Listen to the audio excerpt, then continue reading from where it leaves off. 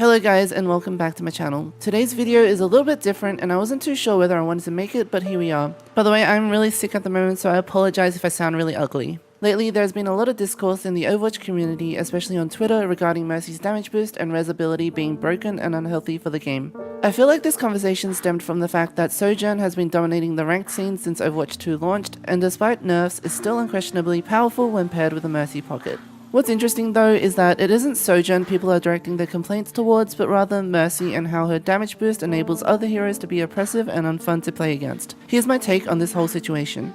For starters, I've been playing Mercy since Overwatch 1 launched all the way back in 2016. I've played through every iteration of Mercy, whether it was during the mass res era or when Mercy had multiple instant reses during Valkyrie, or even during the final years of Overwatch 1, where she was very underwhelming and often considered a throw pick. Despite all these iterations, the damage boost mechanic hasn't really changed much, and nobody really complained about it, at least the way they are now, and saying that it made Mercy broken or oppressive to play against.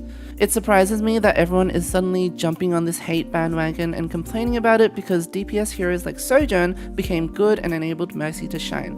The closest example I can think of is when Ashe was a meta pick in Overwatch 1 and could one-tap squishies with damage boost, but she was nerfed eventually and Mercy also faded into the background.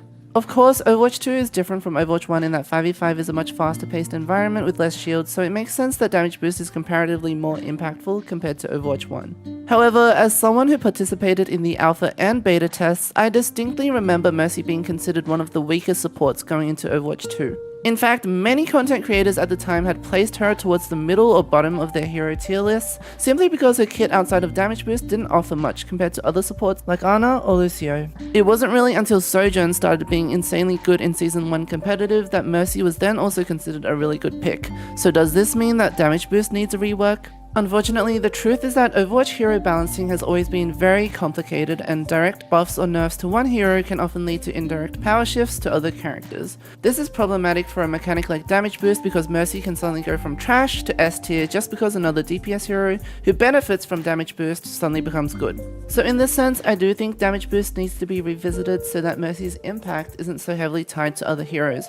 But let's also not forget, for example, that Sojourn was busted in the first place, so why is it suddenly Mercy's fault for doing her job as a pocket support? What I personally find annoying is that people are directing all this hate towards Mercy and the people that play her when she hasn't been good for a very long time, and the same kind of energy was never given to heroes like Lucio, Ana, or even Baptiste, who were hard meta in the past and had abilities that were, in my opinion, even more oppressive to play against. If you guys remember Rush, it was totally fun getting steamrolled by a team that just speed boosted into you and had no counter unless you also had a Lucio. Or remember trying to deal with anti-nade before cleanse was a thing? Yeah, where was the same criticism towards those kind of abilities? As much as people in the community don't want to admit it, Mercy as a character gets a lot of hate because she's considered quote-unquote easy to play, requires no aim, and skillless, and it is so unfair if she gets to be impactful for so little effort, right? Therefore, in their minds, she must either be mediocre at best or reworked immediately in order for the game to be playable.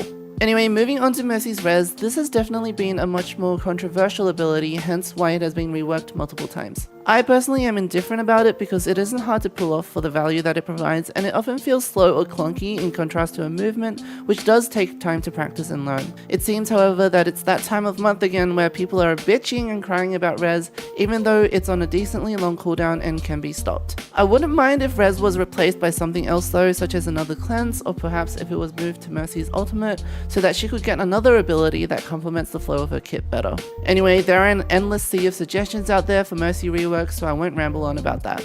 If you skipped all the way to this part of the video, the key takeaway, whether it be damage boost or res, is that Mercy is finally getting to do her job as a pocket healer, but people are very unhappy about it. Do these abilities need changes or reworks? Maybe. Do I care if they are? Not really, as long as Mercy's current movement mechanic stays. That's the part of her kit that I truly enjoy and why I gravitated towards her in the first place.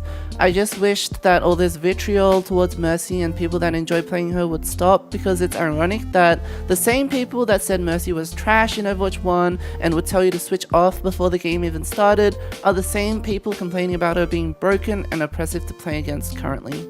Bear in mind, there haven't been any reworks or significant changes to her kit in Overwatch 2, but you can see where this sudden switch in attitudes is kind of like WTF just because she's now playable. Anyway, I would love to hear from you guys, so let me know your thoughts in the comments below, along with any other suggestions that you have for possible changes or reworks.